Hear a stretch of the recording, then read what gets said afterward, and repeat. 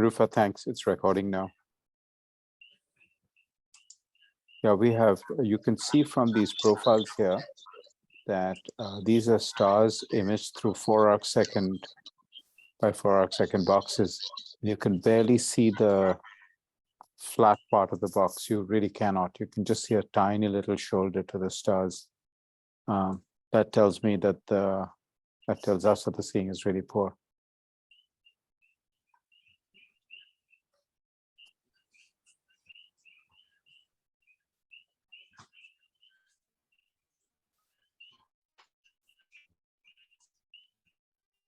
Paige, did you find out about Shadow the Scientist through Ohana Kilohoku or some other source? Ohana Kilo Hoku, I saw it on their newsletter email list. Excellent, excellent. And Megha Agarwal, how did you find out about Shadow the Scientist? If you have a moment, please introduce yourself. Hey, myself Megha, and I got to know about this from my friend.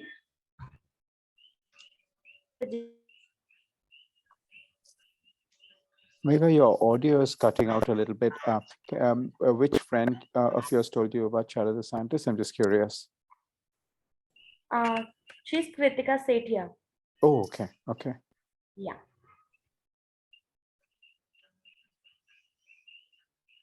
Are you based in Delhi? Yes, I'm based in Delhi. I see. Wonderful. Thanks for joining. Is this your first Shadow the Scientist session, or have you joined before? Session I'm attending. Please say that again.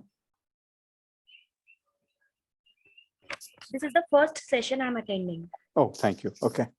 Yeah. Yeah, your audio is cutting out sometimes. Yeah, so we are struggling. Sorry, I might be facing some network issues. No problem at all. We are struggling a little bit with our atmospheric conditions. So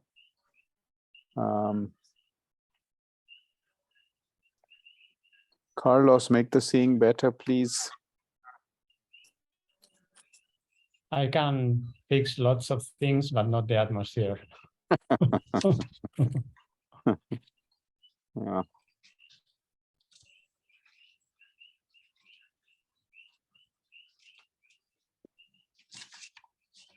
Yeah, it's pretty bad compared with yesterday and the night before yesterday. Yeah. What is the seeing forecast saying for tonight? It's saying that it is a little bit better for the first half of the night. It was supposed to be between 0.6 and 1.3 arcseconds, but the winds are expected to peak later during the night, and the seeing on the second half of the night, which doesn't affect you, affects the other program that we have tonight, is forecast to be between 0.8 and 1.6 seconds. So, but this is the natural. I see, natural seeing. This is the seeing Sure. prediction for so the second half prediction is worse than the first half, is it? Yes. Yes. Wow. With the first half right now, we really got 2 arcsecond seeing. Yeah. Well, it's also the Wind check. what elevation, yeah, and the elevation, and I don't know What is our elevation right now? The elevation is 60 degrees, 62 degrees.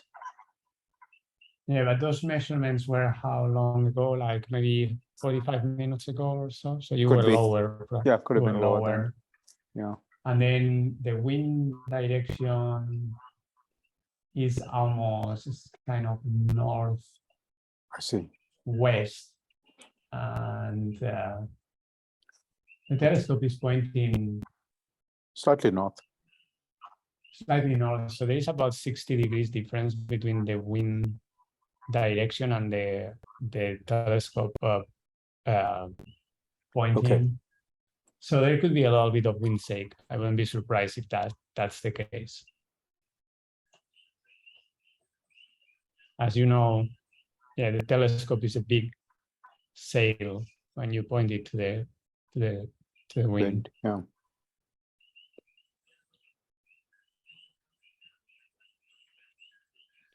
So I think it's fair to say we're trying to navigate Percy since the telescope is acting like a sail. Yeah. We're thinking that we will do the usual 1 hour on this mask.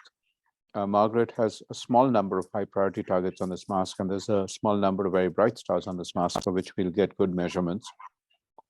But after this, we'll go to another mask that has much higher number of high priority targets on it and probably spend the bulk of the rest of the night on it if the seeing stays this bad. Okay. In between, just to get time points, I'm thinking we'll go back to our bright stars, the WS Majoris and the Pan stars, because they both need monitoring. Makes sense. And you don't need good seeing for those, I guess. Those are so bright, yeah. Those are so bright. Yeah, it makes sense.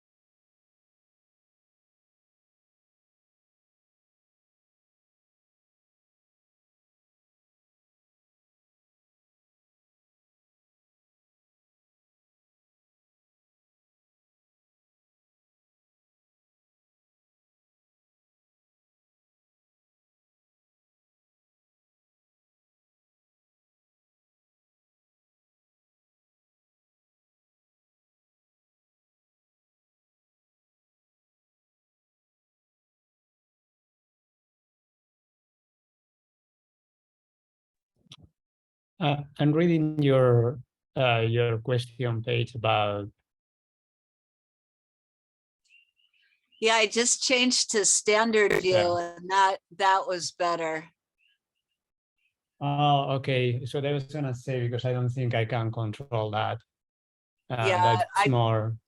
Yeah, I was trying side by side and gallery and all that, and the standard view is what I like best. Okay, so you Thank can. you. Yeah, you're welcome.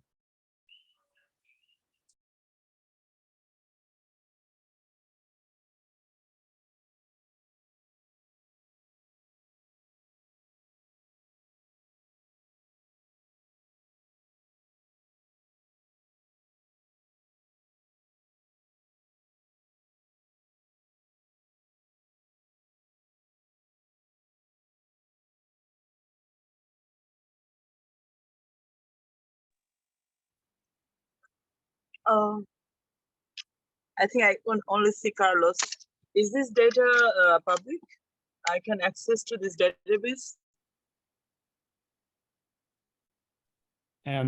That's a very good question. And so the Keck data that we take with the Keck telescopes, they have a proprietary period of 18 months, 1/8. So Sorry, for I 1 don't year, understand. Oh, sorry. yeah. I'm browsing from phone. Just a second. It's just okay.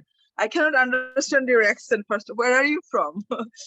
Oh, I'm originally from Spain. Oh, wow. So you mostly Yeah. speak Spanish.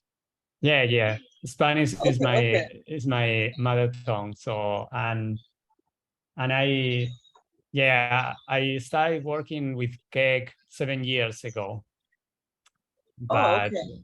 I've been working in astronomy for more than 25 years, and I've worked and lived in different places in the world doing astronomy. So in the UK, in Germany, and I've been observing in different observatories all over the world, like Chile, Australia. So yeah, Oh, you lived all these countries. And I haven't lived in all of them, but I lived in the UK and in Germany, and the other ones, Australia and Chile, I just went there observing to take observations for my own research. But for the last 17 years, I've been working as a staff astronomer in different observatories. Wow, lucky. That's a dream job. And your background, you study yeah. Please introduce me about you, because I didn't Google about you or learn more. I'm just curious where you studied. Yeah, I can. So I didn't have a direct path into astronomy. So I grew up in the north of Spain, in the Basque Country. And before studying astronomy, I studied solid state physics. So I did a degree in solid state physics. Okay. And then after that is when I did astrophysics. And I studied astrophysics in the Canary Islands, in Spain as well. And then in the UK, in London, the Imperial College in London, that's where I finished my college degree in astrophysics. And then and then I did my PhD in Leeds in the UK, and my thesis was on star formation. Actually, for me, it was about how stars that are more massive than the sun, like 10 times more massive than the sun, how they form, and try to understand how they form. So, and then after that, I was working for 2 years in Germany, doing a postdoc. And then after that, I started working as a support astronomer at one of the observatories in the Canary Islands. So I was there working for 10 years as a support astronomer in a telescope that is on the island of La Palma in the Canary Islands. It's also like the Keck telescopes. It's called the GTC, the Gran Telescopio Canarias. And it also has like a big aperture, a big mirror, segmented mirror. It's a 10-meter telescope as well, like the two Keck telescopes. So I was working there for 10 years as an astronomer. And then after that, I moved to the Big Island, and here in the Big Island is where I've been working for the last 7 years at the Keck Observatory. So that's kind of my career path. I was moving around in the world, but that's one of the nice things about astronomy, that if you like traveling and you like moving around and meeting different people and learning about different cultures and living in different places in the world, astronomy is a good job to do this kind of life. So yeah, and observatories tend to be in pretty cool places. professional observatories. So yes. So 7 years is a long time in one organization. I worked at UH almost 5 years or 7 years maybe. I was visiting research scholar at UH. Oh, okay. So you studied I was research scholar for 5 years and then graduate student for 2 years. Oh, excellent. Fantastic. Yes. Yeah. So you've been living in Hawaii the same time as I have been, I guess, since 2015. Is that right? 2013. I arrived in August 2013. Okay. Yes. Yeah. Similar time. Yeah. 15, 13 years. Yeah. Okay. Yeah. Wow. Nice to meet you. Yeah, nice to meet you and everybody else, of course. And you are currently sitting in the observatory or home location? So so I am. Just curious. Mm-hmm. Yes. So right now I am doing. So one of the things that we can do when we do the support to others. So I am supporting Raya's and Margaret's observations. And I can do that from the office. So I could be in the same control room where they are now in Waimea, but I'm doing this from home. So I am at home and I'm connected to the instrument control screens. So I can do all the work that I need to do to support their observations. I can do it from home. Okay. So, I have an account in like Skynet. I opened it when I was in the Mars Observatory in Mars Desert Research Station in Utah. Okay. In Hanksville, yes. And then at that time we have to, you can access remotely, right? Through a database. I think I'm not an astronomer, but I want to be an astronomer. But I study every day astronomy books. Currently, I'm studying these stars and planets. It has like really detailed, like moon and all these chapters, like messages of a lot of information.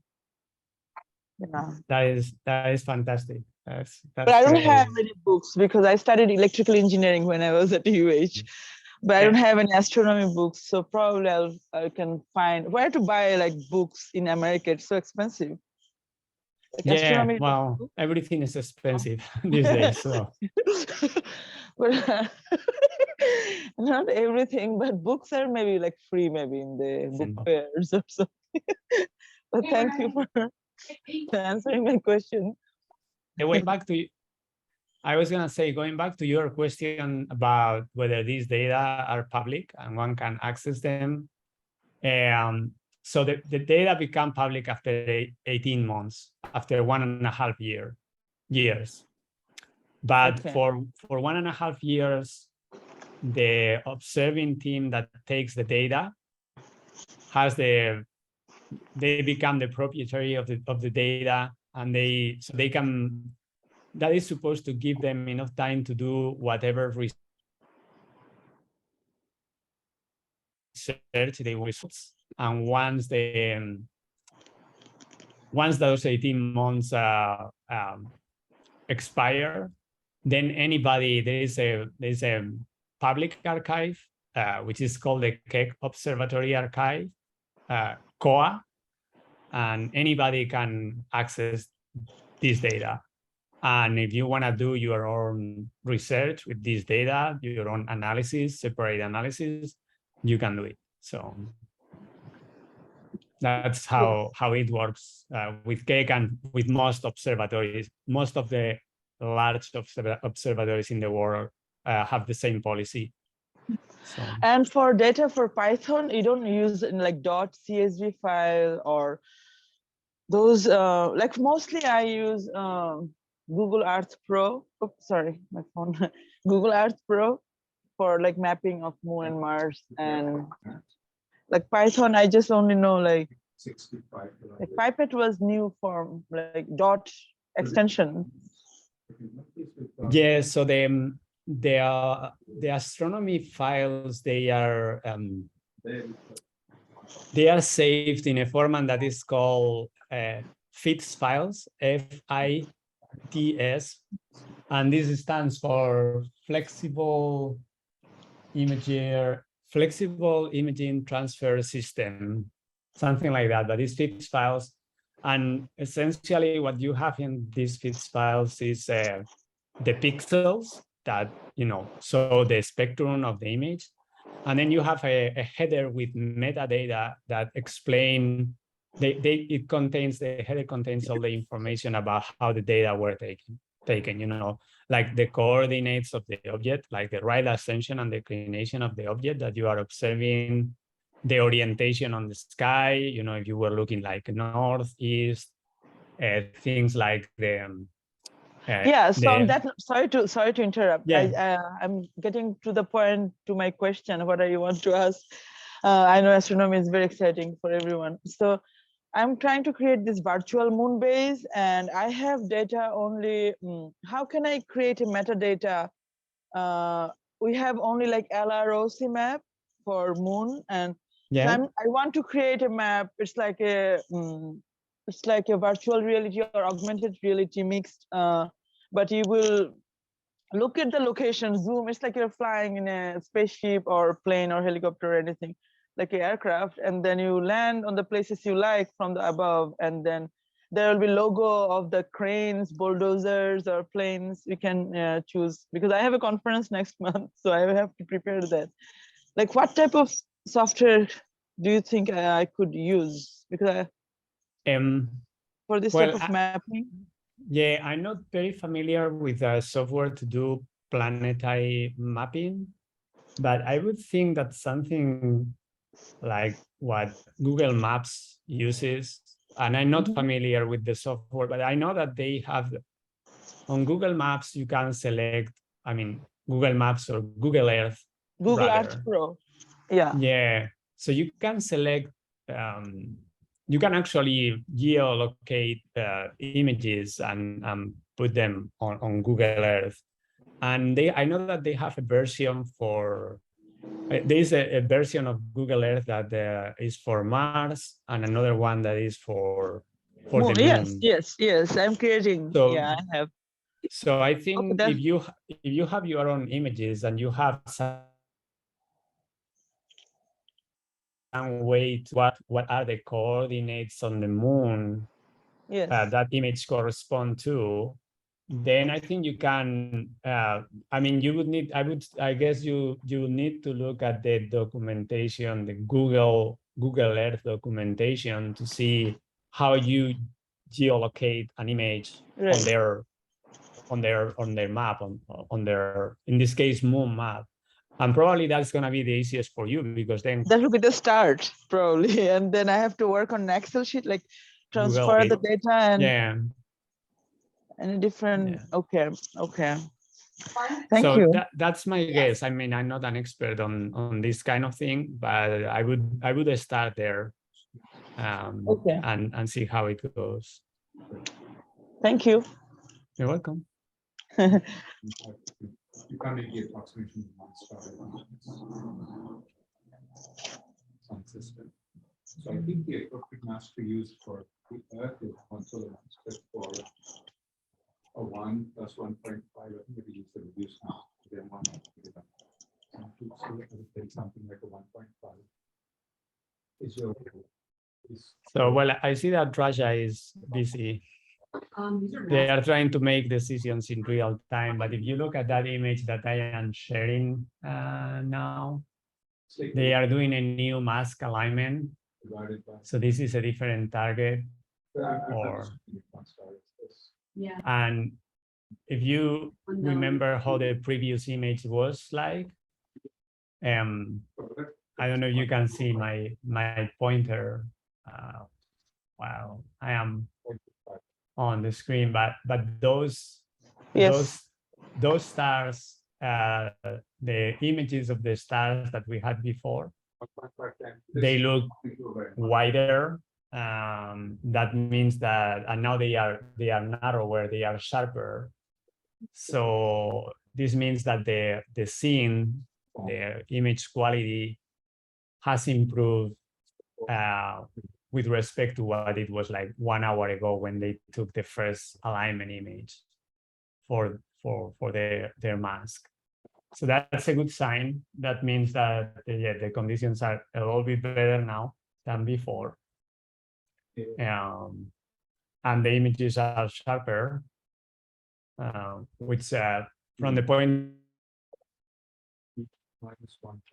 of view of the sharper the images, the least time you need to get the same amount of information from your science targets. So it's nice to see that the conditions seem to be improving, at least a little bit, at the observatory right now, the atmospheric conditions. What's the scaling now? What I was doing, the reason I was taking 30. Wait, can you say that again? I'm not following why I'm still at 6. Do we know that V is proportional to P to the minus 1/3?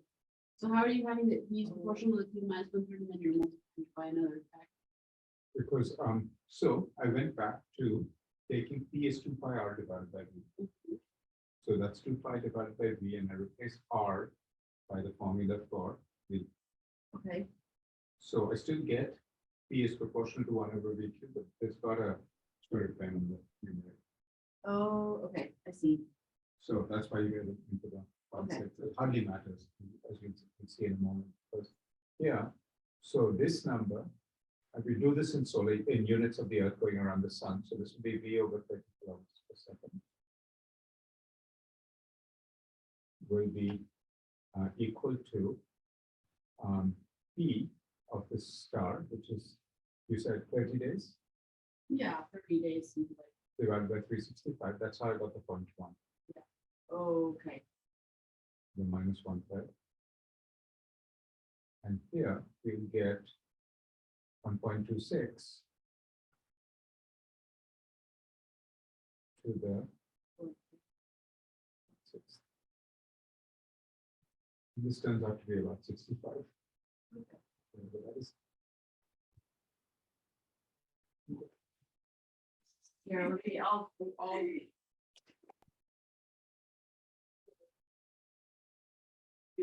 so, I use my Spotify. yes. So I'm taking P over 365 to be point. 30 multiplied by minus 1/3.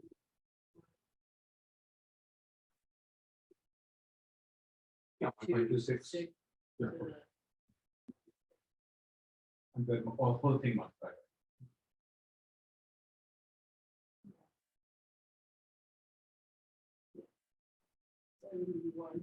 Okay, yeah. So you got a little bit of a boost from this. Yeah. And you took 10 of, I was using 0.1, which is 36.5 divided by 365. You use 30, I mean, depending on what number you use, there you get different values. So the 100-day star. Yeah, I'm about to say, so the 10-day star would be back. Oh, would be like much faster. 100, Yeah. and 10 then the days. 100-day star would be like 48. Yeah, it's still that's easily measurable. The period is easy. I mean, 48 is easily measurable. Our precision is single digits.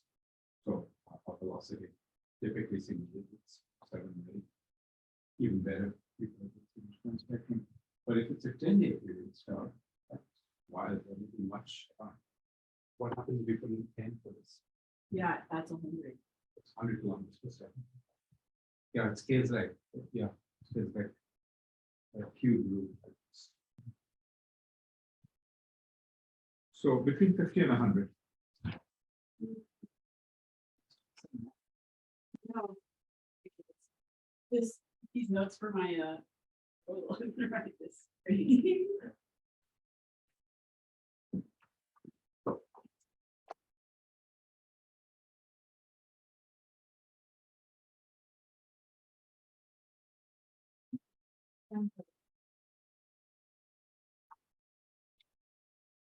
So you're doing some calculations on binary velocities. That's what we were doing on the whiteboard.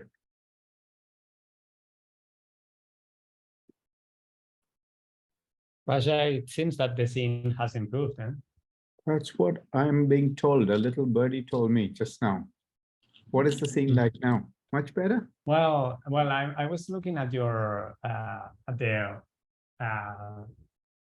stars on the last alignment image, and they look sharper. It does look On the sharper scene. on the alignment image. You're right. Yeah, I mean, you can hit calc scene even if you don't do it interactively. I don't want to interfere, but Yeah.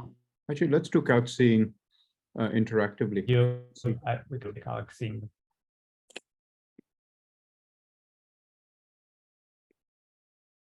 That's your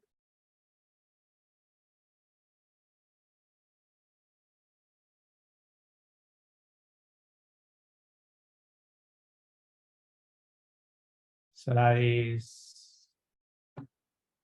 6.51 multiplied by 0.115.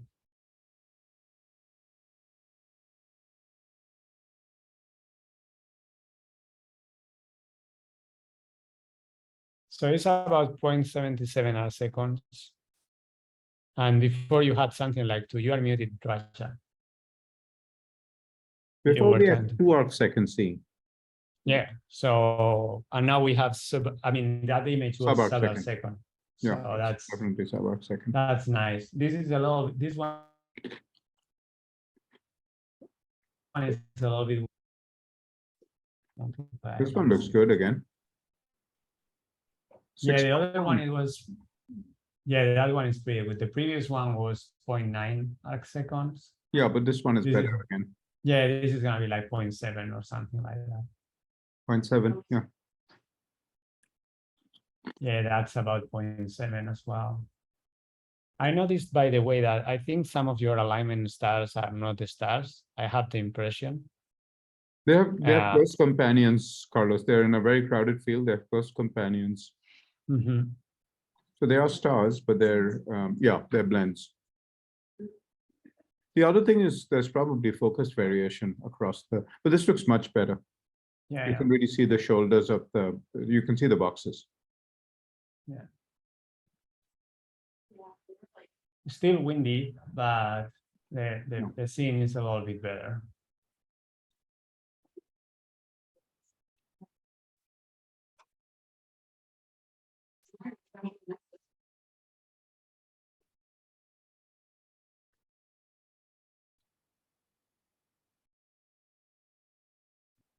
The science team has gone all superstitious here.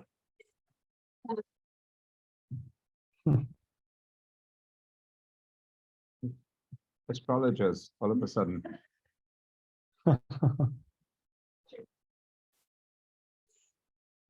And something that I can do, Raja, is I can share my web browser with the Mauna Kea Weather Center. Oh, that would be page. very helpful. Thank you.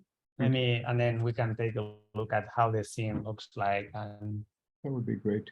Mhm. Yeah, one of the things that astronomers have to, one of the many things astronomers have to worry about, ground-based astronomy has to worry about, is the degree of blurring of light by the Earth's atmosphere.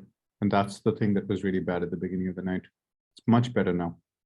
Back to sort of median or better than median conditions. You can see sort of the slope of the points in the top plot that Carlos is pointing to. See how the blue points have sort of come down and the red points have come down. The most recent red measurements are, it's saying 1.2, but I think we're measuring even better than that. Is there a lag in this? Yeah, there is. It takes a few minutes to make a new dot there, and I had to like constantly refresh the page too. Got it. Yeah. So yeah, normally the dim is the measurement that we take more. That I feel is the natural scene. So yeah, at some point it was several seconds, like you can see here, but overall it's not a great night, but it's definitely getting better. We were off the chart when you started observing. Above 2 seconds.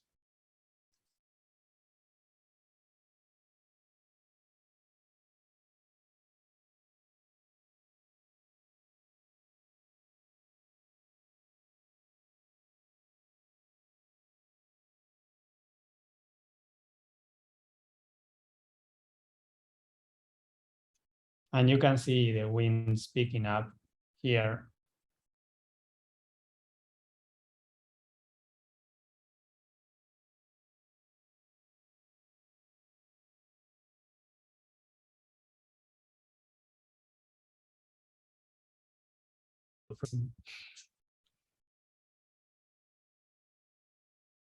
You might.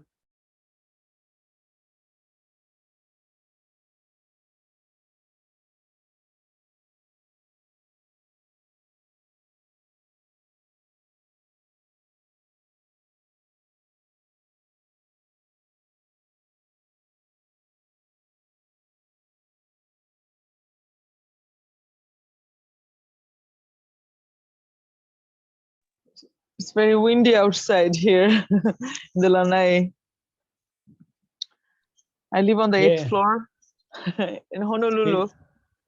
It's windy in Waikoloa village, where I am in the Big Island as well. So I think it's a statewide. Is it like monsoon or rainy? There is no rain monsoon in Hawaii. Maybe. No, there is no monsoon in Hawaii. What is the season? What is this season name? I'm not Hawaiian. Well, I'm not an expert on this either. I'm not Hawaiian, but there is a wet season and a dry season. And yeah, I heard of that. And I hot believe, or cold, yeah, they couldn't name some seasons. We have 6 seasons in Bangladesh. Oh, okay. Rainy is really rainy, like monsoon, and then summer is really summer, and then autumn, late autumn, spring, and winter. That's very nice profound. To have so many, yeah, that's nice to have so many seasons. Yeah, but it's similar weather like Hawaii though, tropical. But I think they just don't. I mean, it's probably similar here or not similar. A little bit different.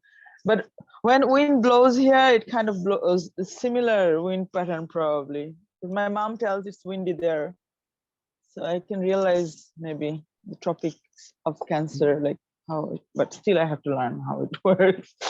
Well, I can because actually the weather pattern in Hawaii is very similar to what you have in the Canary Islands. So here the weather is dominated by the trade winds, which are winds from the northeast. So I can show this on this satellite map here. So so here are the Hawaii Islands, and the hurricane season ends in November. So we are at the end of the hurricane season. Okay. So we are at the end of the wet season, and I think we are starting now the dry season. But so this is the Big Island here, where my cursor is, yes. and Mauna Kea is kind of to the north east of the island. Well, more like north almost. Yeah, but I've been not- there a few times. Yes. Yeah.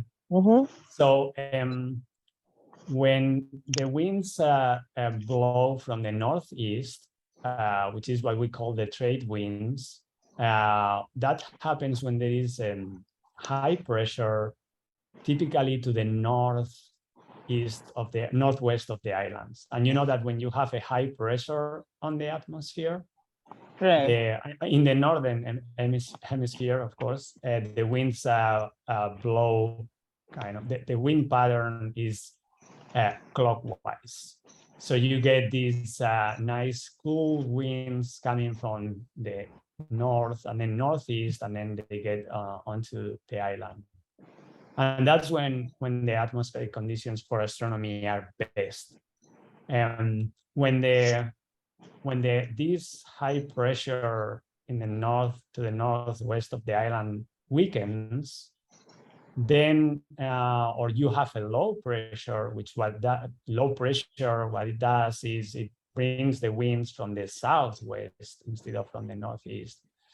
Then typically the conditions are worse. So the atmosphere becomes more unstable. So you have more turbulence, and in general, these are just general patterns. I mean, it's not always that the case, but in general, you have worse conditions because you have all these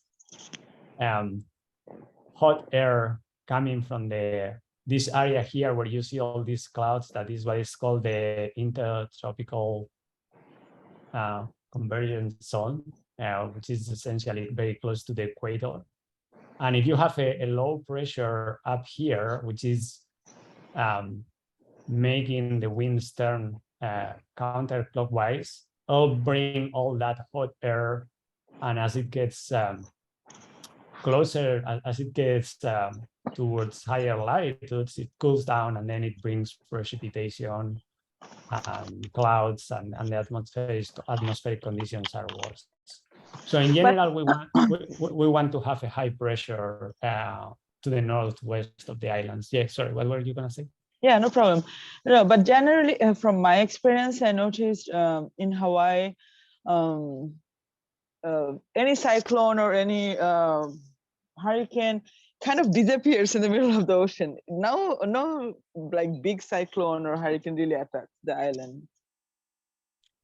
Like Julio was supposed to come, we all were getting ready, and people were buying food and toilet papers and all these things, and then it didn't really, nothing happened. And then there's other forecasts I noticed is usually, maybe is it because of the vast ocean? Pacific is it the biggest ocean in the world? The Maybe. Pacific Ocean? Yeah, I think maybe. I think it is. I think it's bigger. Because than we have the Bay total. of Bengal and near the Bangladesh. So like 7 ocean or how many on Earth? But anyway, so, but yeah, but the islands are usually Oahu. Do you think does it really really make any difference? Somebody located on Oahu or Big Island, like in terms of like real time forecasting. Because it might be not raining there or sunny there, right? The weather can be different. Oh, like definitely. somewhere on Oahu, you go this side of the island is sunny, other side is rainy. Yes. Hawaii rain is quick, right? It ends quick, and then rainbow. Yeah. I mean, it's the same effect here. So if you look at this map of, well, this again satellite image, the Big Island, you have like the wet part of the island is kind of the northeast part of the island. That is where, and again, it all has to do with these trade winds that are the dominant winds on the islands. Why is it called trade winds? What does trade mean? TRADE? Well, yeah, trade winds. They are called the trade winds because they are the winds that used to be used by ship sailors in ship the past. bringing food and medicine. Yeah. So when you travel on Earth, when you sail from east to west, Right. when you have the trade winds, the winds are favoring your navigation. So that's why they are called trade winds, because I But mean this that is only the case if you are traveling east to west, of course. Okay. And that's why they are called trade winds. It's a Western term. But what does it to mean define. scientifically? What does it trade Oh, wind means? Oh, trade. Is it like trade heavy ha- wind? Or No, trade has to do with trading, with Business. Business, with market. Yeah. Okay. So because it was used to, it was used for trading essentially. So to take goods from one place to another, Okay. and that's what is called trade winds. Of course, that doesn't apply anymore because these days, you don't. So You now don't the move wind is blowing. Is it trade wind? yeah. The wind? So actually, get yeah, I was looking at the forecast. So if we go, so this map here, this diagram here shows what is the weather forecast for the next 5 days.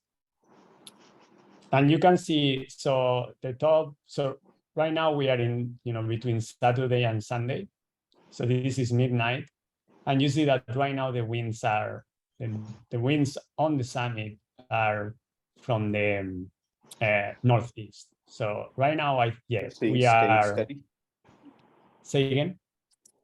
Interesting. What is that website? Okay. Astronomy. Oh, if you type in Google, well, actually, I can put the link on there. It's the Mauna Kea Weather Center. This is a very useful. I mean, we use this page all the time to know what the current conditions are on the summit, and so let me just put it on the chat. So that is the Mauna Kea Weather Center page. And it has a lot of useful information. Like if you want to see how the conditions are outside, these are webcams from different telescopes that show what the situation is on the summit. So this is from the Gemini Observatory, which is one of the telescopes that are up on the mountain. So you can see, if we put this image here. So this actually is outdated because this is from November 5th. So this is actually an outdated image. I don't know if almost real time, but not really real time.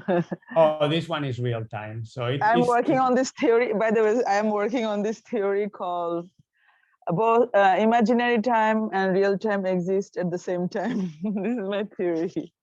Imaginary time and real time. Let's say your imaginary time now can be 3025,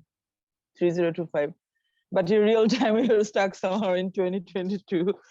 And you can write science fiction books or anything, So this is literally my theory, but I have to prove it somewhere. Because it's true. Stephen Hawking also said imaginary time, but imaginary time travels at 45-degree angle. Oh, okay. Theory, yeah. That's an interesting theory. Yeah, I have interest. I want to develop a calendar for Moon and Mars. I have interest in calendars, like time. Because here on Earth, we have so many time difference. Do you think there will be time difference on the Moon or Mars? Or depends who rules the planet? Or oh, you mean like time zones? Yeah, time zones. Like yeah, I mean that's by definition is so you divide the sphere in 24 hours. You have every 15 degrees, or in 24 hours, or you divide it in 360 degrees. You have that every 15 degrees there is 1 hour difference. So that's where our time zones come from. So yeah, normally you have in any other planet or moon in the solar system, if you have latitude and can you send me the observing logs from the last 2 nights? If you, are they already up on your observer page? And then tonight's one, we can maybe, let's save it to this so that you have it immediately. Yeah, so what I was saying, if you have latitude and Getting ready longitude to on those copy all the planetary data. bodies, then you can have the same time zones as you have Better to, on Earth. I noticed it gets truncated. If you save it as HTML, that would be even better. Let's see what Raja is giving an instruction. What maybe tomorrow only? Yeah, that would be great. Yeah, Raja, is there anything you would like Because to... it's a very wide table, I find the PDF truncates it. Raja? He might not be listening. Can you hear us, Raja?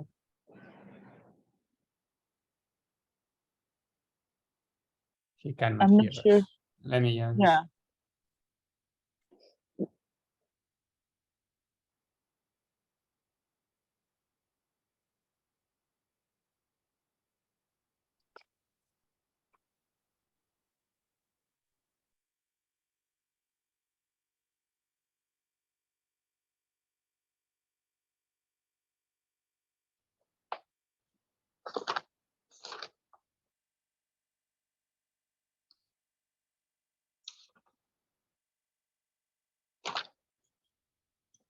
On the other planetary body, as you were saying, time difference can be same or different. Probably depends who rules that planet.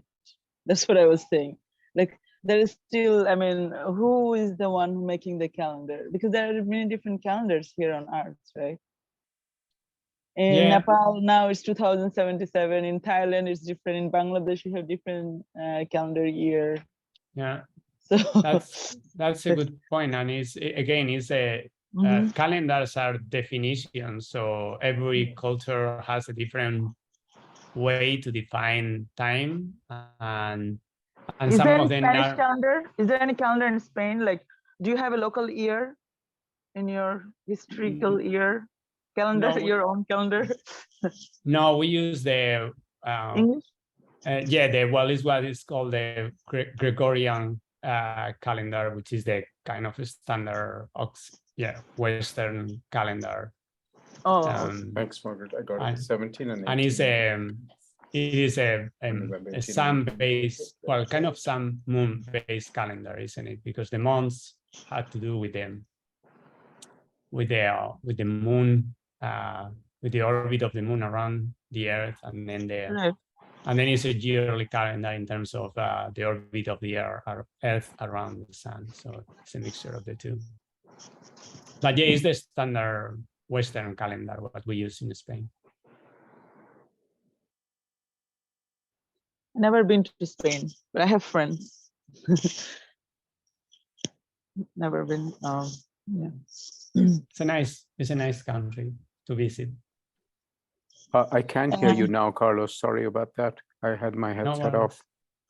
Yeah, no worries.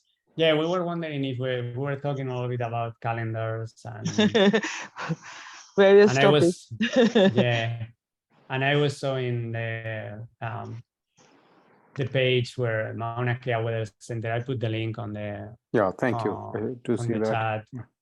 So to see like what are the current conditions on the summit. But I don't know if there is anything else that you would like to talk about, Raja. Or... I think we should bring the discussion closer to our observations. I noticed we were talking about imaginary time and all kinds of other things. So let's bring it back to what we're doing tonight. And I think, Carlos, you were sharing, maybe sharing control 1 would be good. I want to look at some of the spectra we've just collected. And I'll go over to the other screen and we can, hey, Jamika. Also wanted Jamika to introduce herself. Yeah. So Jamika is going to be helping us with Shadow the Scientist, Carlos. In a sort of formal role. We just, well, it's not formal yet. We made an informal offer to join the STS team. So that's and she was in my mail just earlier. You two know each other, right? From I don't know if we met. Have we met, Jamika? Jamika I was don't believe we have met. I don't so- believe so. But aloha, I'm so glad to meet you. It's Carlos. Yeah, it's Carlos. I'm one of the staff astronomers for the Keck Observatory. So that's why I'm here tonight. I'm supporting Rajas' well, Rajas and Margaret is the project PI. scientist for the PI for these observations. So yeah, I'm helping them with the observations. Fantastic, Carlos. I was actually just there at Keck headquarters. I left just a little bit ago, and I had the pleasure of meeting all of the ladies there working, including Margaret. So I hate that I missed you. Yeah, actually, yes. I Go was ahead, gonna Carlos. say I'm actually doing the support from home. So I am at home in Waikoloa village. So I And was Margaret, this spectrum is so much better.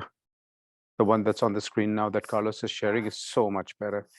You can see continuing all of them. I'm going to go around looking for calcium triplet in a moment.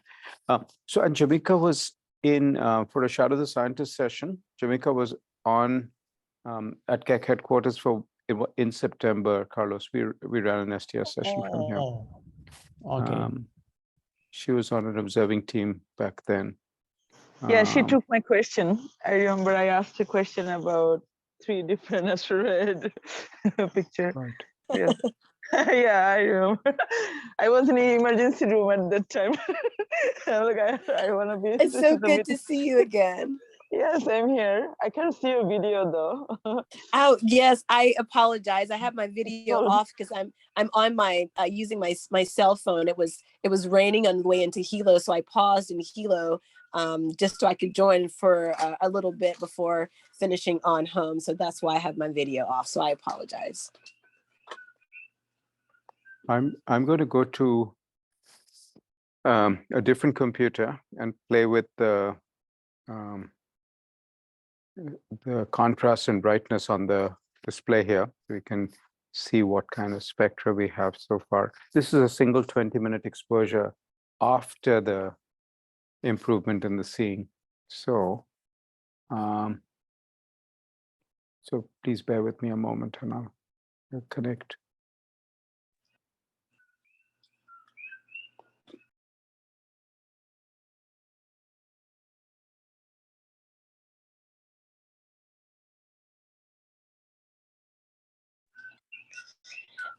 May I ask a question, Carlos?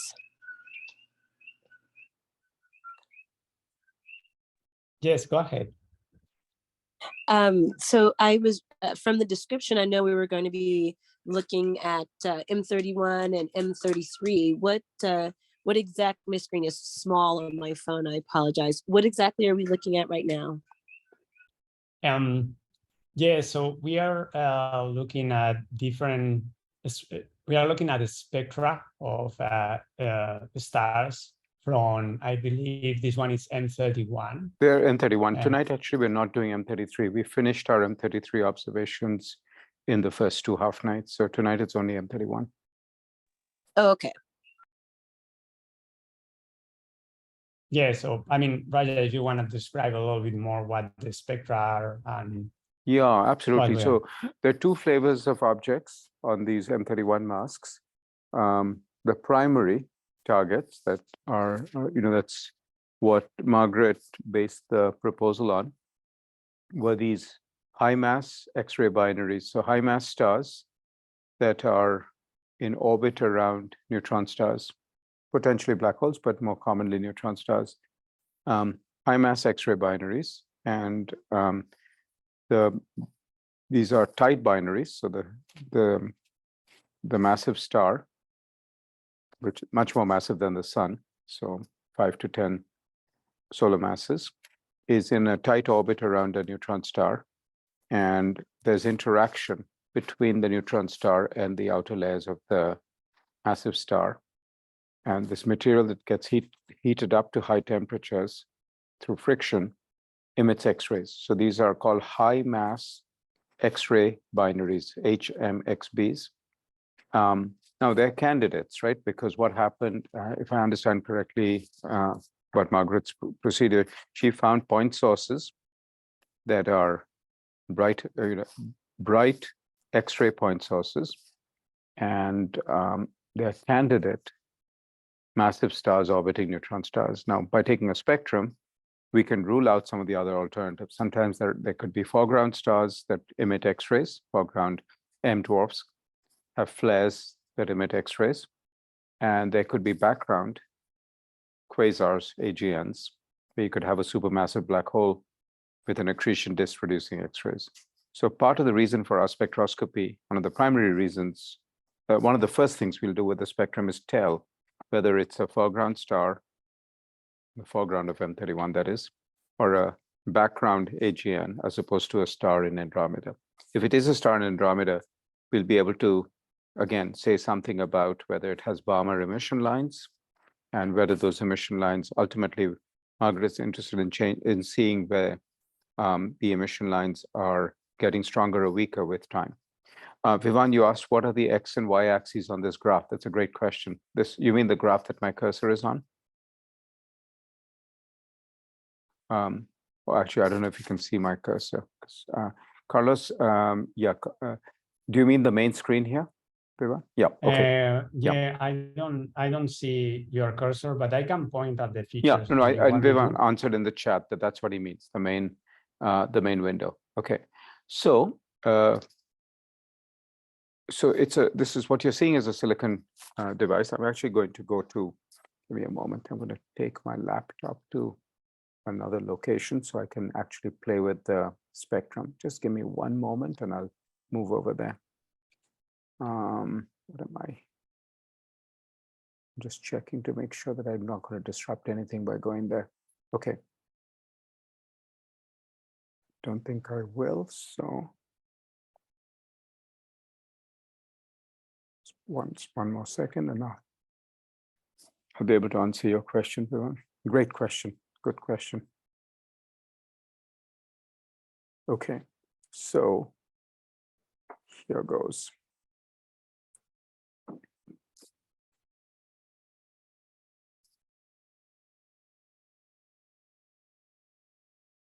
I'm going to roll over there and play with the spectrum. Sorry? Well, are you sure? You sure you're okay? The keyboard is hidden though. Are you? Yeah, okay, thank you. Thank you. You sure, Lara? I'm not disrupting. My computer is thinking for me. Okay, thank you. That's the key piece of equipment that I'll need is the. And Margaret, you're not doing anything with this, right? Can I play with it? Yeah.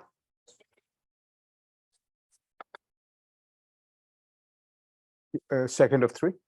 Okay, so this is the first of three of mass 2. Okay, excellent. This is the second of 3 on mass 2, and then the last one's gonna start after the. Last one's running now, is it?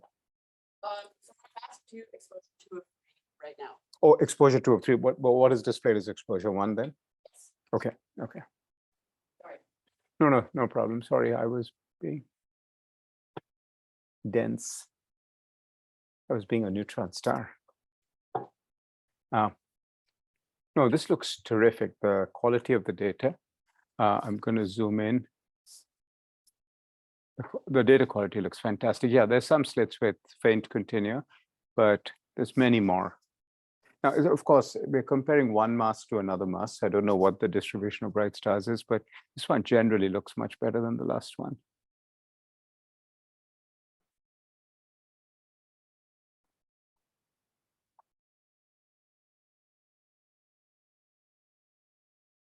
All right, I'm going to see if I can find the calcium triplet in this bright thing.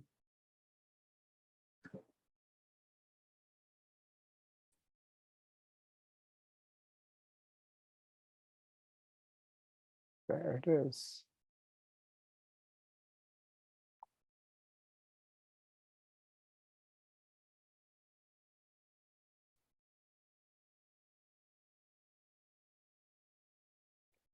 Yeah, it's sort of hard to see. Do you see this one here, Lara, next to the cosmic ray? Oh, sorry. Yeah, right next to the cosmic ray. Okay, so I'm going to zoom in here. This is the calcium triplet. Here's another one. That's the A, B, and then the C. I mean, they're not called A, B, C, but this is the third one right there. Hard to tell because this has this sort of stripe pattern of its own.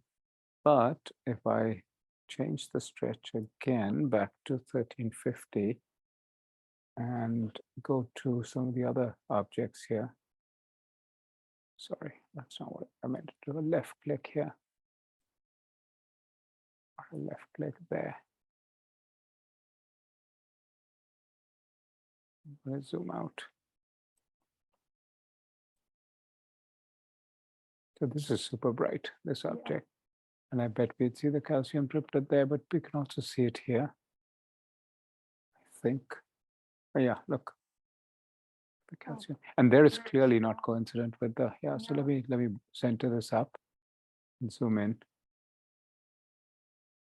Yeah, look, much stronger, the calcium triplet.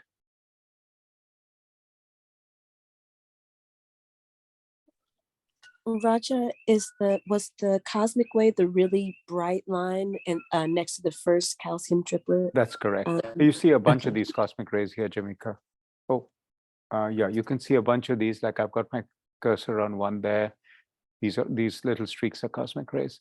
But the calcium triplet is this gap in the spectrum. Okay. I'm going to zoom in on it. Zoom in a long way. Yeah, you can see the gap in the where my cursor is.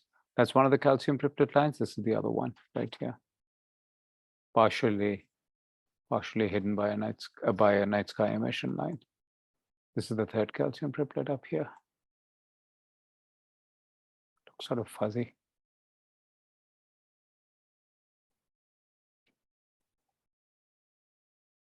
So this is about to be read out, because when it says read out complete, you'll see that the cosmic rays will change. I'm going to zoom in on a cosmic ray so you can see it disappear. There's a calcium triplet over there, and no, this is magnesium 8806. But I'm going to zoom in on this cosmic ray so you can see it as it'll soon say read out complete, and then it'll read over this. And Jamika, this cosmic ray, for example, all the cosmic rays you see here will disappear and different cosmic rays will appear. Okay, I'm going to watch. All right. Wait for the sound. You'll hear CCD readout complete. And then it's coming up in about a couple of seconds.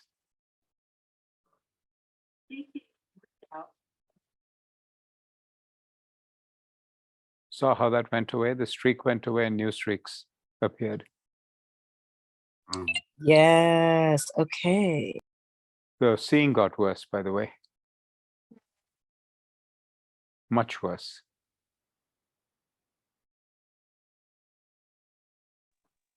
Because this continuum was very easily visible before. Yeah, Can I ask a question about the calcium triplet, Raja? Yeah, please go ahead. What does that tell us about this star? So it can be used to measure the velocity of the star, first and foremost. It can be used to measure the velocity of the star.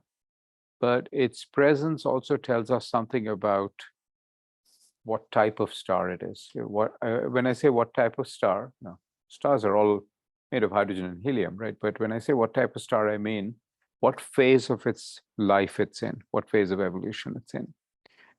We are mostly looking at red giants when we look at red stars, and we're mostly looking at main sequence stars when we look at blue stars here. But and the calcium triplet tends to be strong in the red giants, not so strong in the massive main sequence stars. There you tend to see the Passion series lines rather than the calcium triplet. So all of this has to do with, I mean, these absorption lines we're seeing in spectra are a quantum mechanical phenomenon, right? Because electrons are moving up from one energy level to another within an atom or an ion or a molecule. And when they do that, they absorb light of a particular wavelength. So the calcium triplet is happening inside calcium ions, singly ionized calcium. But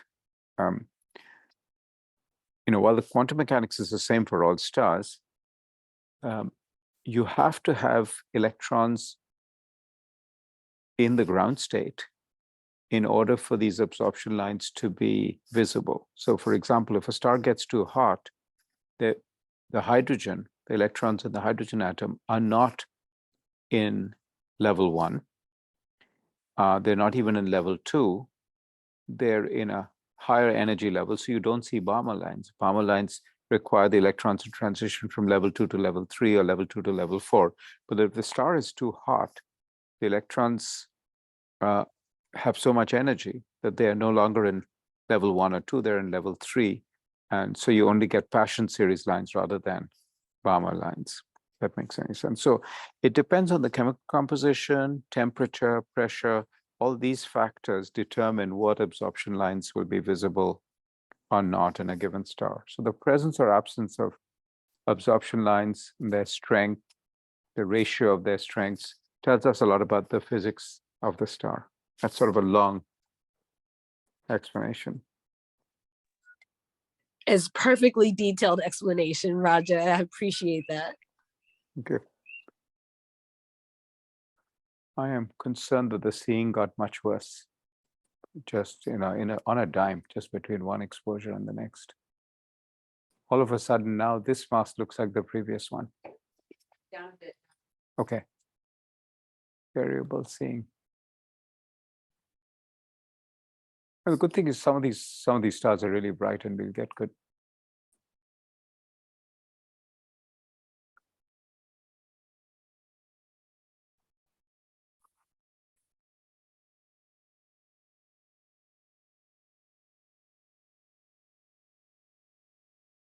And you're seeing it go down in the CFHT monitor.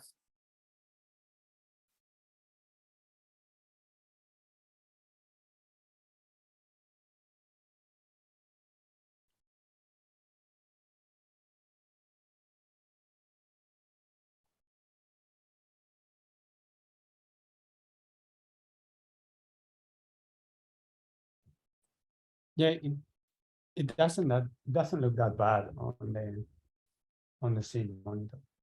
Right now, I think when this exposure was taken, the seeing was significantly worse than the first exposure. This is the middle exposure of 3 that we're looking at on the screen.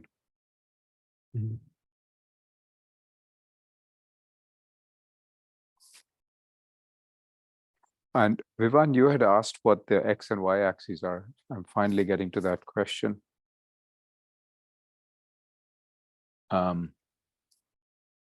So the different vertical bands, I zoom in a little, you'll see these vertical bands. I have to zoom in a long way for you to really see them clearly. You see there are these vertical bands separated by thin dark lines. This is one vertical band. You can see here my cursor. Second, third, fourth, fifth, sixth, seventh. There's a gap here, 8, 9, 10, 11. Each vertical band is a spectrum of a slit, of a different cut of metal, a different cut within this metal sheet. Now, within each band, the x-axis is the position within the slit. So the star is located somewhere within the slit.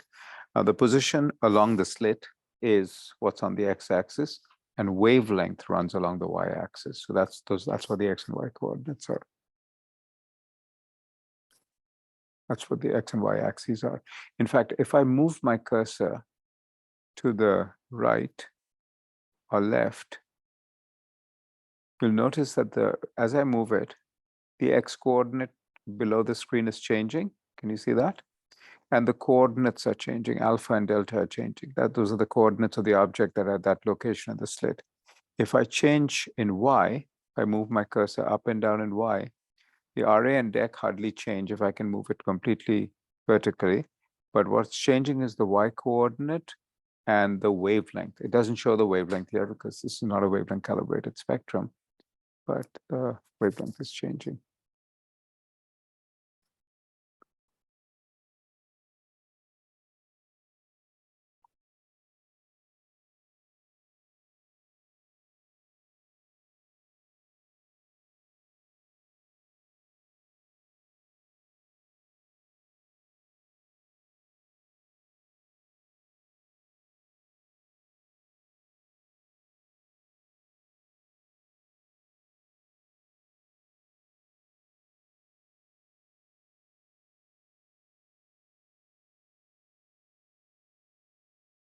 Jamaica, you had already met several of the people on the Zoom call from the lake session, right? Yes, definitely. I believe so. I think the one Let's person you see. hadn't met is Megha Agarwal. She's connected from Delhi in India. Megha Agrawal, if you look at the participants list, and then Paige is connected from the Big Island. Yes, it's it Mega, it's so nice to meet you. I'm so glad you could join us.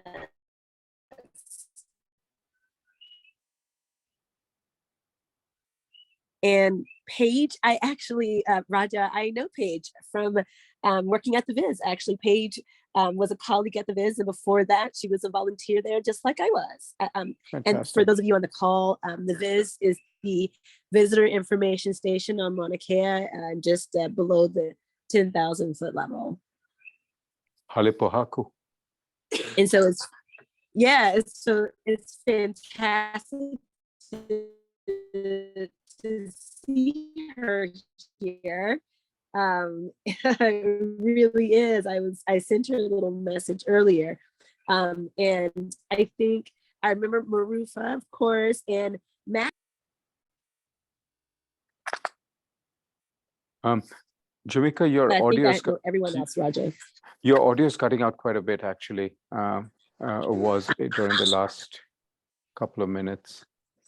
But no worries, no worries. I think we caught most of it.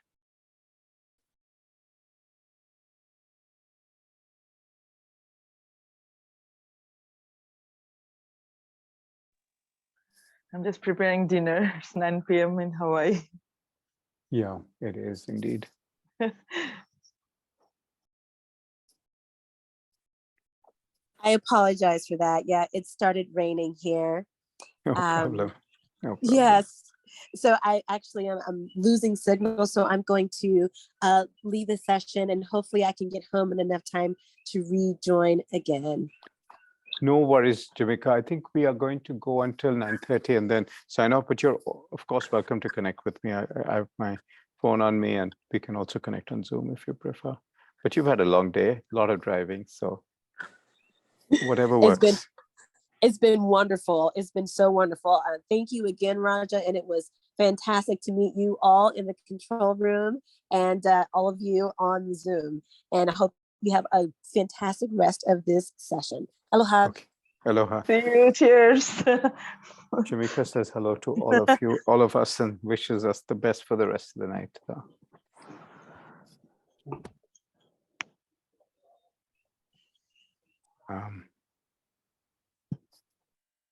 Is this thing bad again? Oh. Yeah, really? I went back down to 0.6 looking, and then now it's back up there. Look at that. Look at what Laura's pointing to.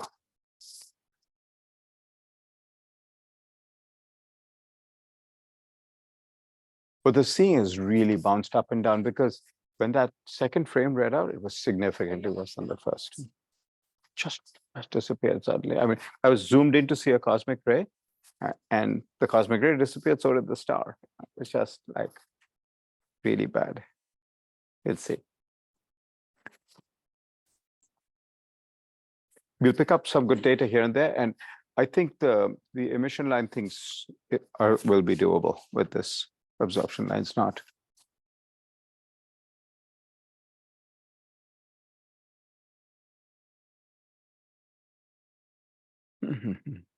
Okay, I'm going to start my copy.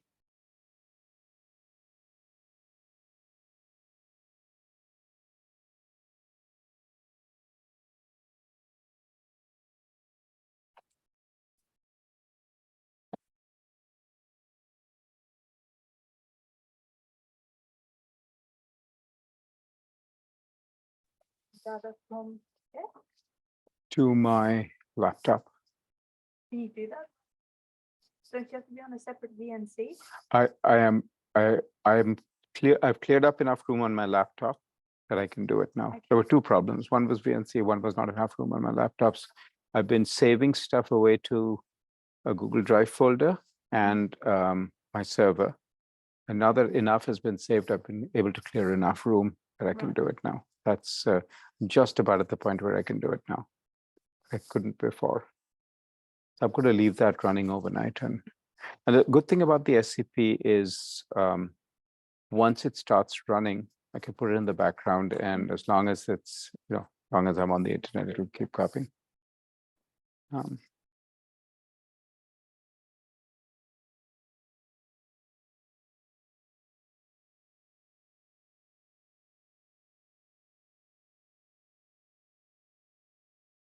Yeah, there are these 3 folders that I've now deleted from my laptop because they've been both copied to my server at Santa Cruz and to Google Drive. And this one is getting there. Once that finishes, it'll clear up a lot of room. Now this says 4 hours, 26 minutes left. This is an overestimate. It's taking less than that. But I can already start copying some of the things. And I think I can copy everything even before I have to delete this directory from my, as soon as this finishes, I've been deleting it from my laptop. But this is a upload from my laptop to Google Drive, where Aparajita and Manjima are also going to be putting pipette results.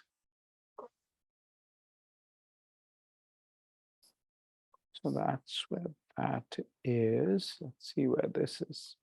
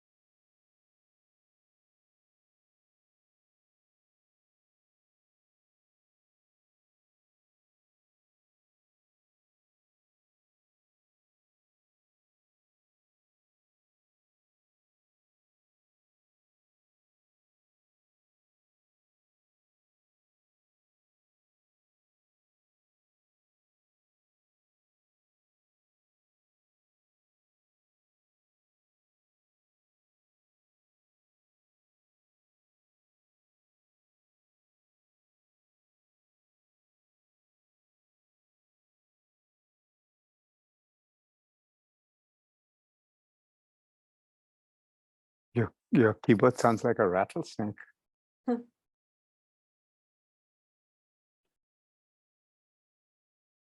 to keep me on my toes. Yeah, you said you like snakes though. Yeah. Yeah. Alien creatures. I don't know. I feel like in Australia you have to sort of respect them. Yeah. Same thing for India. Growing up in India, they were a big deal.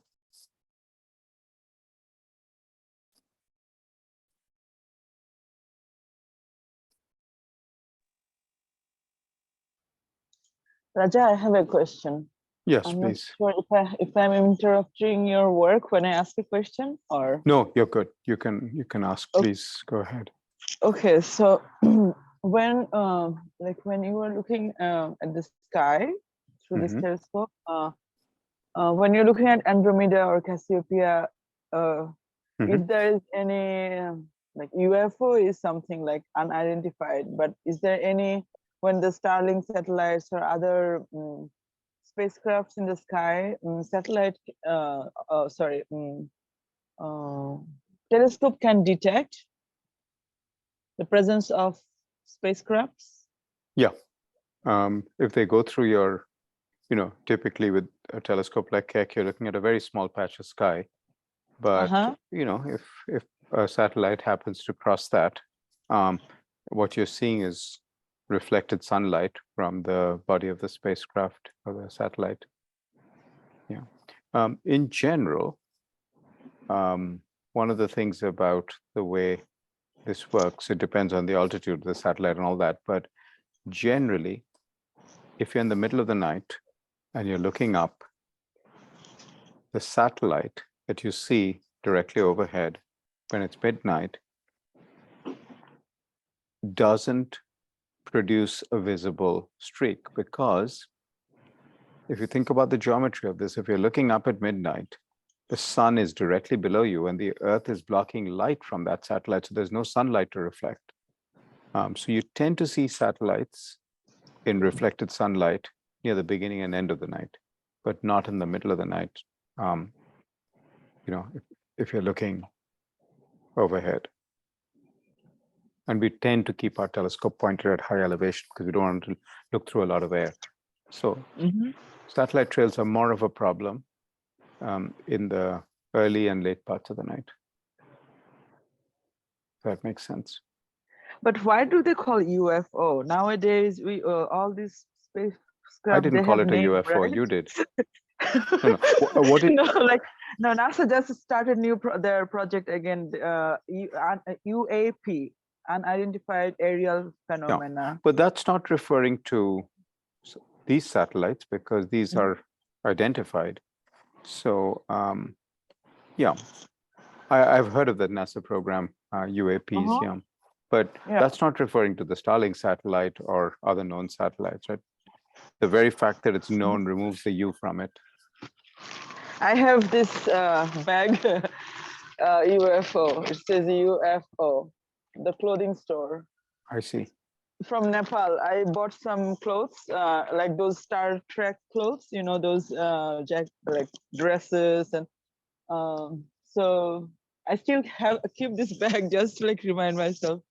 But maybe early days when we couldn't name all the spacecraft, then it was just like an acronym, just classify all of the spacecraft under UFO. But nowadays, it's also a question of what information is classified and what is not, right? I mean, if it's a defense satellite, then obviously the agency that's sending this up may not want people to be to identify the object, right? So there's also that. There's certainly many more satellites up now. Yes. I'm going to pause because we're in the middle of some work. Just a moment. Sure. Next. Yeah. What Margaret was saying is one of the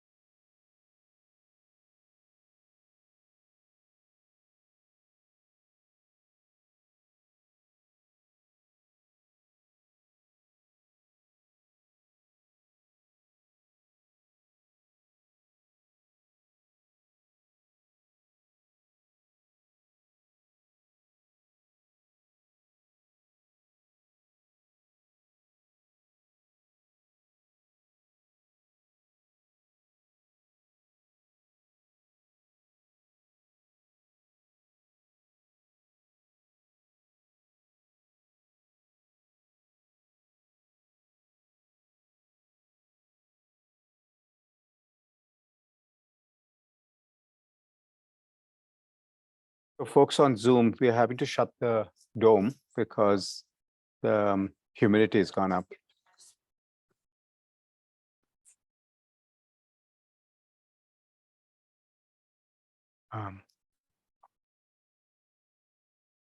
The humidity has gone way up. It's gone close to 90%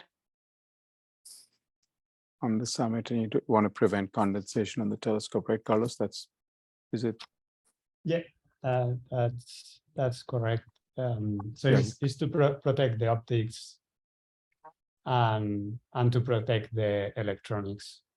So we don't want the mirrors or the electronics to get wet.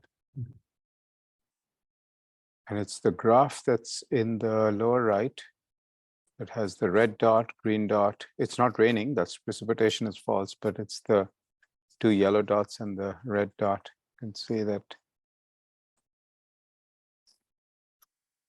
And something that is making it a little bit We're not more, fully aligned, no. something that is making it a little bit more Sure, dangerous I have to do one tonight more, than yesterday is that the temperatures are below freezing today. So Wow. humidity with temperatures below freezing, another final line image. we might start having issues with ice building up on the dome surface outside. Wow. Wow. So we'll. Carlos is saying they may have ice on the dome outside because the temperature is well below freezing. I mean, it might start accreting. Might start. Ice. Okay. Okay. Yeah. I don't think we have it yet. We don't have it yet. Okay. But there is a risk of that, which we didn't have yesterday when the humidity was high because the temperatures were above freezing. But today they are below freezing. The temperatures are not ever very different from freezing on the summit, right? The fluctuation, I mean, the range is quite small. Am I right? Well, I mean, you can have. Well, it depends. I just took the image and it's reading out right now. Day to night can vary by 15 degrees or so. Wow. But yeah. But nighttime temperatures seem to be close to 0 Celsius. Well, in summer you get things like maybe 5, 10 Celsius. Even 10. Wow. I think you can get 10 in summer. I mean, like in the hottest summer days when you have south winds. I see. And metal surfaces exposed to the sky can get colder than the actual ambient temperature as well. That's right. That's correct. Yeah. Mm-hmm.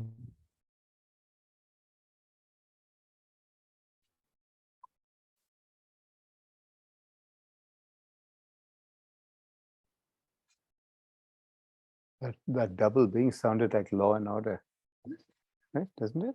Sounded exactly like that.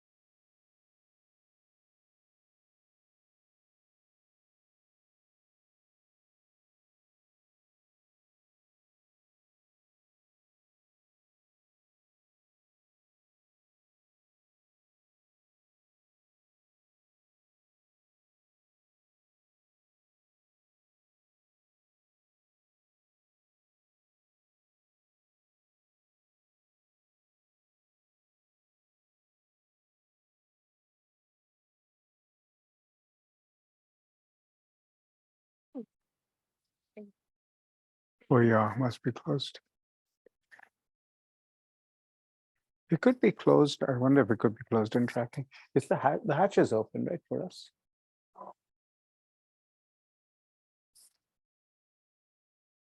Oh, wow, look at the humidity now. Julie, is the dome closed? Hopefully it is closed. Okay. Does the dome track even though it's closed? Okay.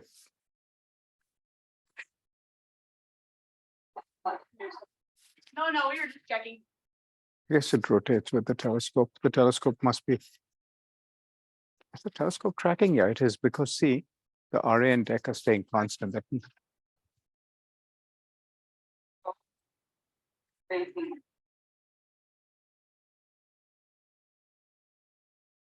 I just leave it running and tracking a little while. Okay, great. Thank you. yeah, that's why she's tracking the telescope. And so I think the dome, if the telescope is tracking, the dome knows to do the same.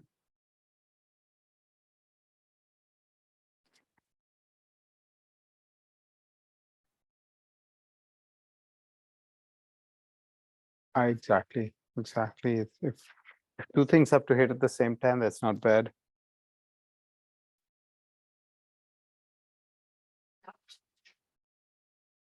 Oh, wow.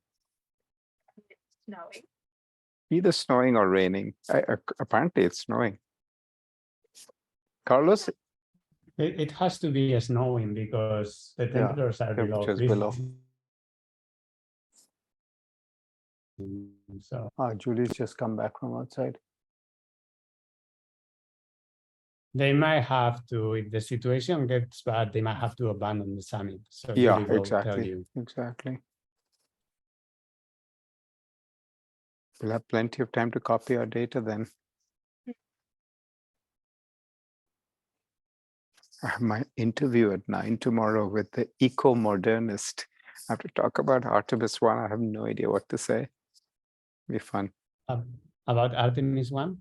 Yeah, I was asked by some group called the Eco-Modernist, ECO-MODERNIST, Eco-Modernist Society of North America, to do an interview on Artemis 1.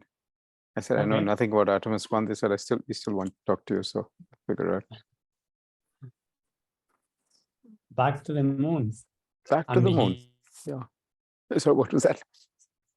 Beyond. Yeah, I'll have to do some Googling. Beyond. Well, my wife works with Artemis 1, so that's what I'll say. I said, you should talk to her. That'll be my interview.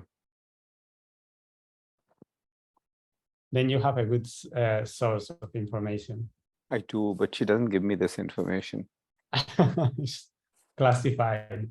Classified. No, it's not really classified, but of course not. some of her experiments are on this. I mean, some of the experiments she funded through her program, Space Biology, are on Artemis 1 right now. Oh, nice. That's so cool. I had guest passes to go see this from Banana Creek, but I couldn't go because that was the day I was traveling here. See, this is what I'm going to say in the interview. You can talk about Talk about what, sorry? You can talk about N31, yeah. Artemis is really going up there to take images of N31. Raja, I'm going back because I was thinking about those 10 degrees Celsius that I said that you can get during the winter, during the summer in Mauna Kea. But I don't think that was the right statement. I'm looking at historic temperature values for the observatories. I'm looking at the CFHT historic values, and even in July, when you have at the summit during the day temperatures like 8 degrees or so Fahrenheit, it gets close to like a couple of degrees Celsius at night. So I think you probably don't get during the night, you don't get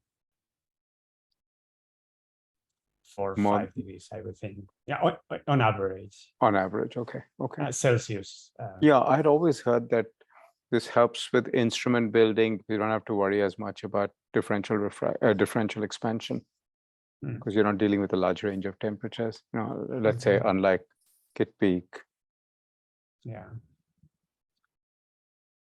Well, still you want to use materials, especially for the You do. optics, as you know, that they have a very low coefficient of thermal expansion, expansion. Yeah.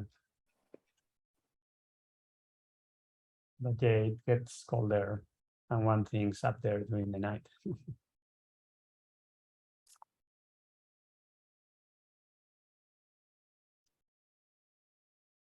Yeah, that doesn't look any promising, huh?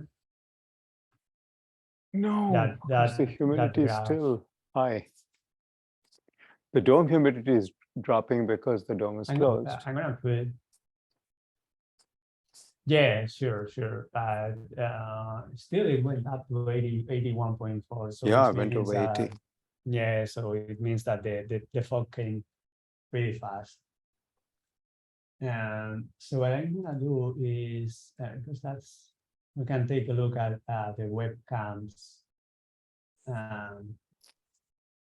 like our weather mast cam, to see how things look like. If the moon is, I don't think the moon is up, so we might not see much, but let's see how this looks. So.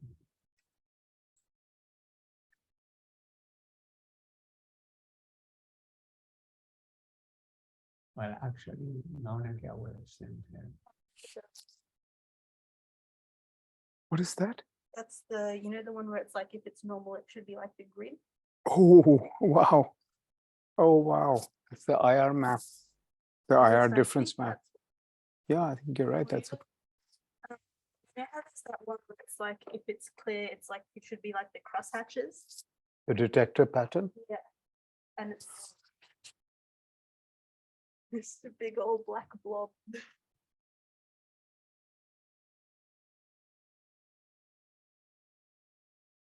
It's interesting Very because sad. there is high. What was that, Carlos?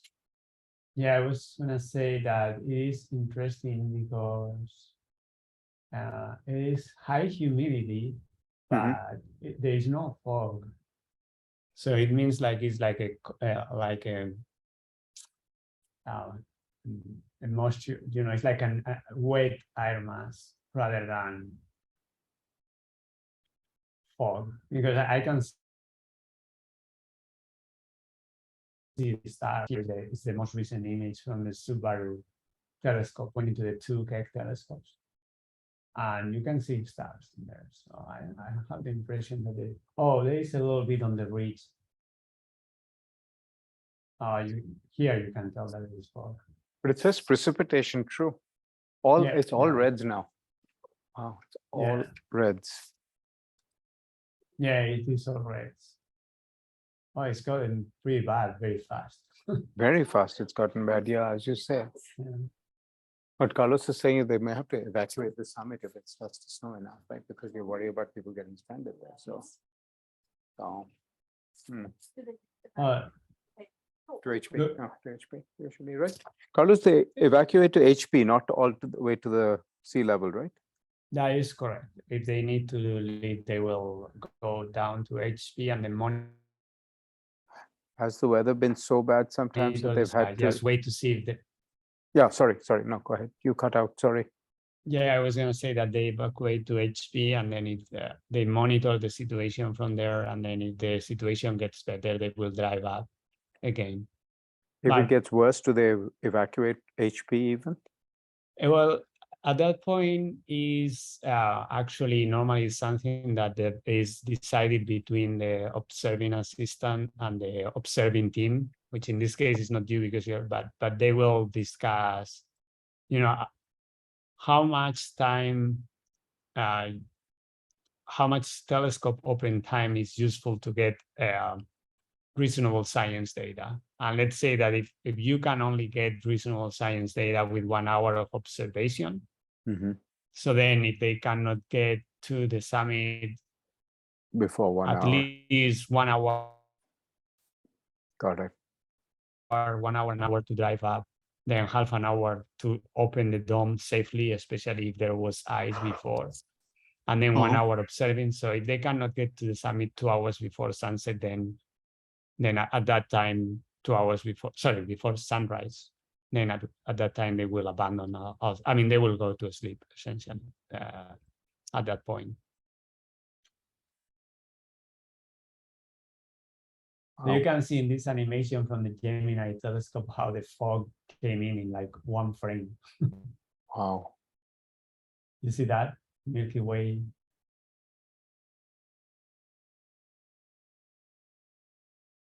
Wow. Single frame. Well, the one that I have in the share screen is like, and then this is the fog. Wow. This was, Yeah, Laura's asking why you see a flash on the side of the telescope. Was that a car driving by? yeah, that was a car. Yeah. Like observatory staff or random visitors? Who knows? But visitors aren't allowed after sunset, right? They are. If you have a 4-wheel drive, you can go up. Yeah. Any time of night you can go up? I believe so. I mean, the only restriction is that you need to have 4-wheel drive. 4-wheel drive, but you can actually actually shine your headlights into the telescope like that. Wow. Well, you are not supposed to, but Okay, but you know, I should do this to my competitors.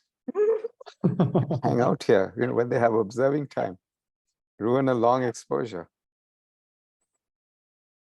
I mean, it could have been the Rangers as well. No, if they go up to get hauled off. Of all the reasons for being hauled off to prison, this would be a good one.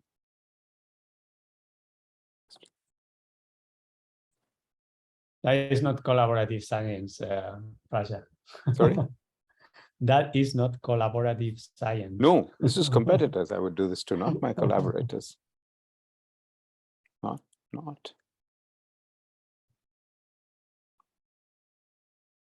Yeah, what I was saying is that those light beams, they could be also the Rangers. That they go up, the park rangers, especially if the situation is deteriorating, they might be. I see. I think could be park rangers. Yeah, monitoring the situation. So let's see the other ones that we have here.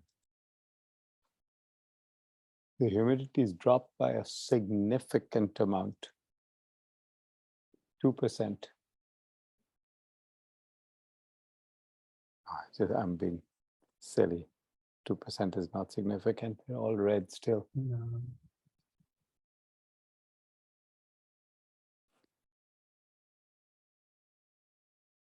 But what Carlos was showing on that is, look frame by frame, and all of a sudden the fog hits there. Yeah. Very sudden. There it is. As I say, it was just one frame.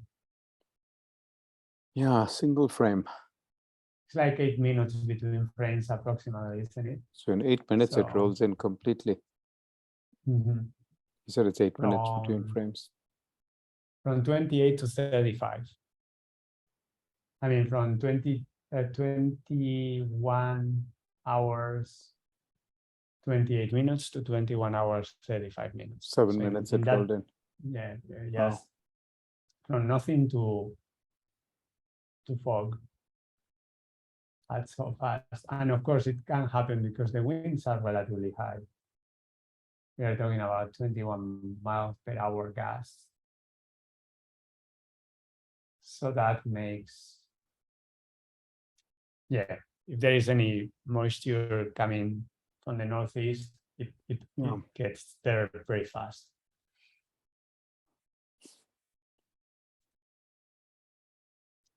All right.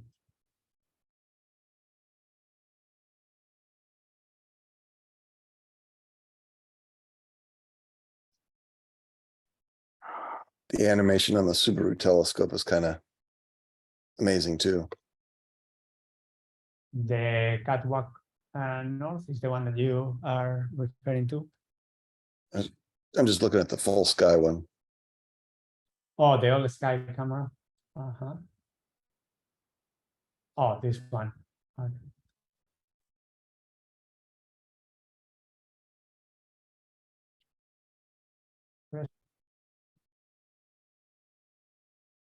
That's a pretty nice one.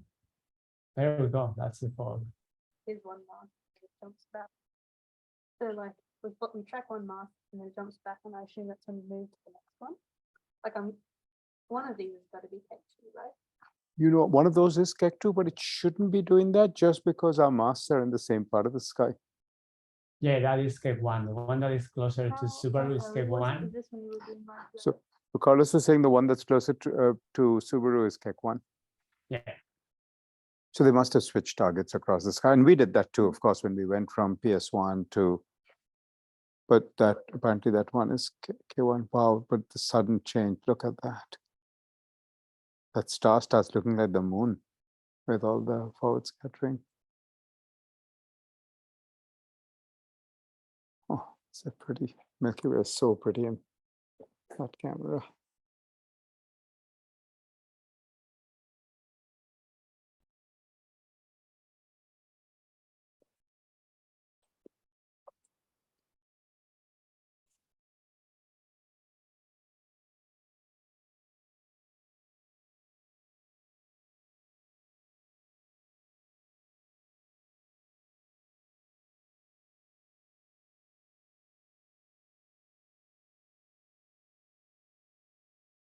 Yeah, in fact, you can tell Raja that Keck 2 was looking at the same region of the sky during the whole period of that movie.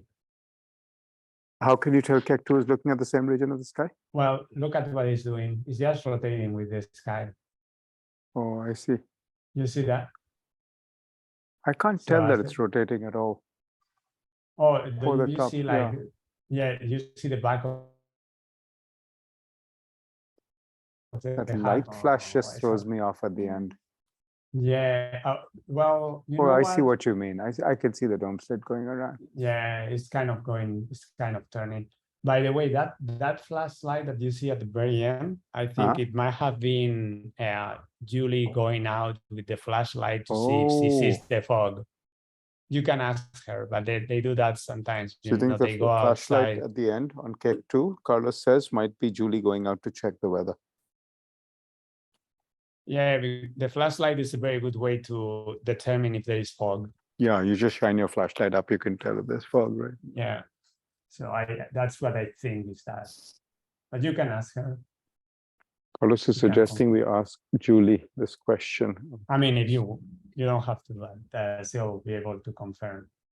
So Julie, Carlos is asking if when you went out to check the fog, whether you used your flashlight, because I think we can see you on the Subaru movie.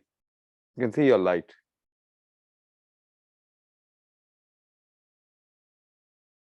You're muted, Julie.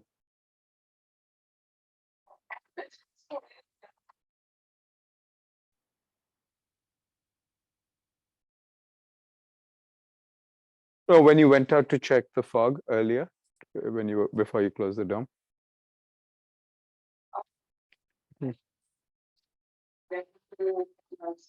Oh, I see. Must be some other light. Yeah. So the humidity looks like is taking a sort of gradual downturn, but it's all red still. Is it, Julie, is it snowing outside?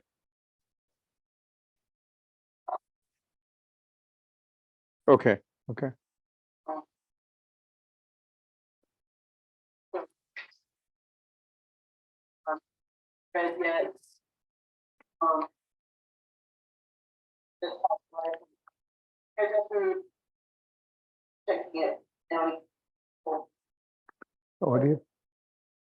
Audio is really bad, right? Yeah. You're not hearing your audio very clearly, Julie. That's better. Yeah, much better, much better. Okay, I just said I haven't, that we will be watching that closely. Okay. Okay. And there's fog, so. Yeah, it's looking promising that the humidity inside and outside the dome are inside, perhaps not surprisingly, but yeah. It's on to dry out the dome. Oh, wonderful. Okay. Okay. But it's on to uncover it, and it fogs easily. Got you.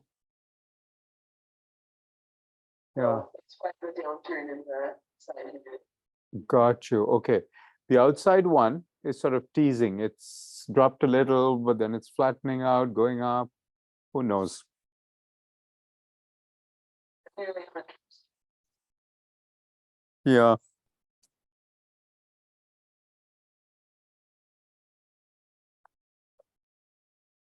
So it wasn't her, Raja? No. The flashlight? Yeah, thank you. Thank you, Julie. Yeah, it wasn't So it was Julie. not- Wasn't Julie with the Okay. flashlight. Well, then maybe I don't know. No. What could happen? Carlos was trying to diagnose what, in the Keck movie, in the Subaru movie, you see the dome rotating, K1, K2, and you see at the end, you see some kind of flashlight flash on the dome. And he was speculating it was because you went out. Yeah, well, not on the top, but the side of the dome, on the summit. Yeah.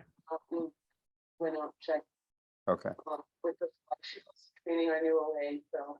got she you. was in and out. Okay, got you. Um, Julie thinks it's K1 and the OA and the trainee there. Oh, okay.